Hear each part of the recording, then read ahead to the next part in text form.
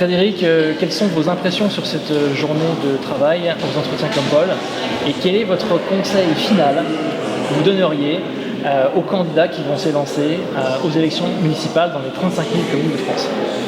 D'abord une journée passionnante et je remercie Vincent Monsny. Grâce à vous, cette réunion a été, je pense pour beaucoup de gens qui ont participé, un vrai apport. C'est la première fois qu'on avait une réunion de cette qualité et ça manquait beaucoup dans le paysage.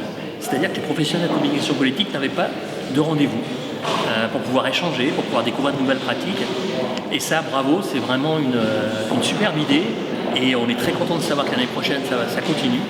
Et on espère que ça se continuera le plus longtemps possible et on va suivre ça avec attention.